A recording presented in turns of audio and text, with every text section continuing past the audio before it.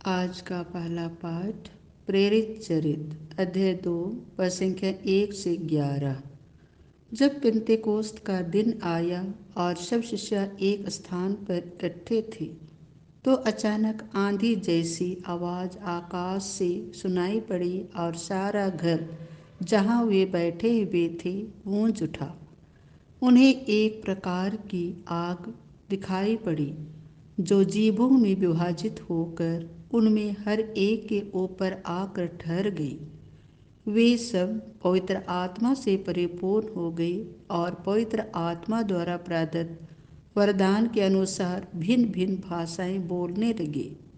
पृथ्वी भर के सब राष्ट्रों से आए हुए धर्मी यहूदी उस समय यरूशलेम में रहते थे। बहुत से लोग वह आवाज़ सुनकर एकत्र हो गए। वे विस्मित थे क्योंकि हर एक अपनी अपनी भाषा में शिष्यों को बोलते सुन रहा था। वे बड़े अचंभे में पड़ गए और चकित होकर बोल उठे, क्या ये बोलने वाले सबके सब गलीली नहीं हैं? तो फिर हम में हर एक अपनी अपनी जन्मभूमि की भाषा कैसे सुन रहा है?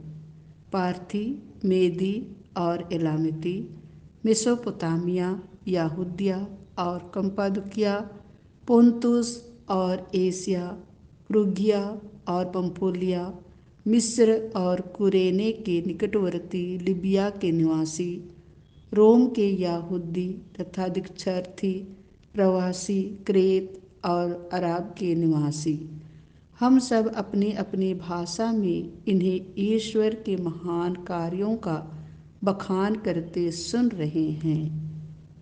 यह प्रभु की वाणी है।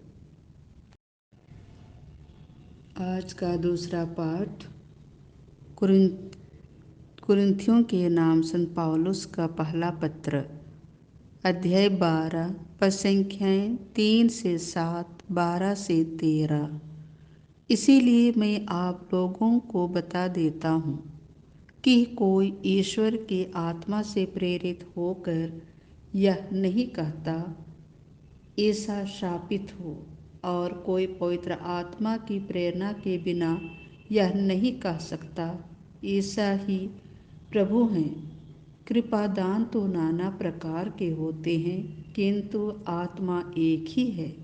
सेवाएं तो नाना प्रकार की होती हैं, किंतु प्रभु एक ही है। प्रभावशाली कार्य तो नाना प्रकार के होते हैं, किंतु एक ही ईश्वर द्वारा सबों में सब कार्य संपन्न होते हैं।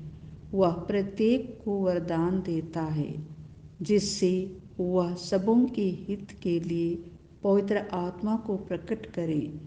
मनुष्य का शरीर एक है, यद्यपि उसके बहुत से अंग होते हैं और सभी अंग अनेक होते हुए भी एक ही शरीर बन जाते हैं। मसीह के विषय में भी यही बात है। हम यहूदी हों या यूनानी, दास हों या स्वतंत्र, हम सबके सब एक ही आत्मा का बपतिस्मा ग्रहण कर एक ही शरीर बन गए हैं। हम सबों को एक ही आत्मा का पान कराया गया है। यह प्रभु की वाणी है। संत यूहन्ना के अनुसार पवित्र सुसमाचार अध्याय 20 पद संख्या 19 से 23।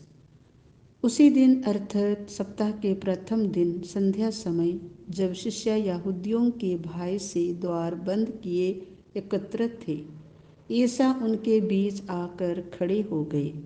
उन्होंने शिष्यों से कहा, तुम्हें शांति मिले। और इसके बाद उन्हें अपने हाथ और अपनी बगल दिखाई। प्रभु को देखकर शिष्य आनंदित हो उठे। ईसा ने उनसे फिर कहा, तुम्हें शांति मिले। जिस प्रकार पिता ने मुझे भेजा, उसी प्रकार मैं तुम्हें भेजता हूँ। इन शब्दों के बाद ईसा ने उन पर फूंक कर कहा, पवित्र आत्मा को ग्रहण करो। तुम जिन लोगों के पाप क्षमा करोगे, वे अपने पापों से मुक्त हो जाएंगे, और जिन लोगों के पाप क्षमा नहीं करोगे, वे अपने पापों से बंधे रहेंगे।